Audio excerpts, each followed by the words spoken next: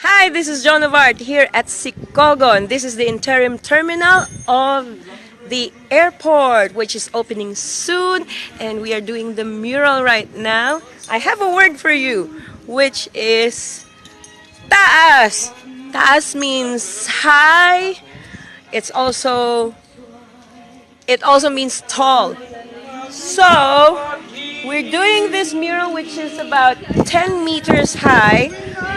That means it's 10 kametro ang taas.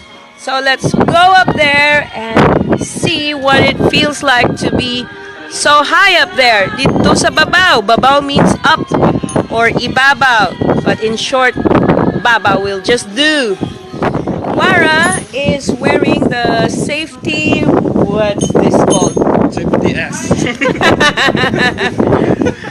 The safety gear by our safety officer, Rams. And Julio as well. While the girls are already up there doing the detailed work of our design. So let's go up there. Going up, saka. Let's saka. When you describe something as very tall, you call it taas or kataas. It's also used to describe someone who is tall, which is wara. How tall are you, wara? So wara is also taas. Tall, a person that is tall, and this one, which is also high. So tall and high are both taas. I'm all geared up and I'm ready to climb up the highest rung of this scaffoldings. I'm up here already, ari ko di sa babaw, and Julio is handing me something so I can put it up here, even higher. Sa babaw, ibabaw. And there's Rams. Wendy's not here. Army. Hi. Who else? We're here, top of the... We're here sa ibabaw. And even higher. Okay, clip for safety. Clip. Kay daw kahawa na gid. Hawa means that sensation when you're high up here and you feel that not necessarily the fear of heights, but it's just really high up, so you describe it as HAWA. HAWA is real. HAWA. HAWA kaayo.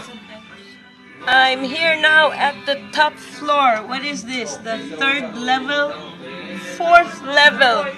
I'm on the fourth tier of this very HAWA tulong-tungan. What is scaffolding in Ilonggo? Tambala. Tambala! Okay, tambala. Remember that. For scaffolding. And we're doing our sketch right here. Just accents to make it look pretty. So it will reach the roof. It's not necessarily the fear of heights, but this sensation that you're high up here and your stomach is fluttering. You have butterflies. Butterflies in your stomach. So it's the sensation of height. So look at that. We're doing this mural. So far, this is probably The most... Is this our tallest mural? Tallest na paginina? Oh. Yes. Mas taas pa rin sa bed. Yeah, so this is a record-breaking mural here in SICOGON. So you'll find this artwork here in SICOGON Airport. So when you come and visit SICOGON, have a selfie of this very historic for ANA mural. This is John of Art. And like, share, and subscribe. See you in our next video. Bye-bye for now. Bye! Help!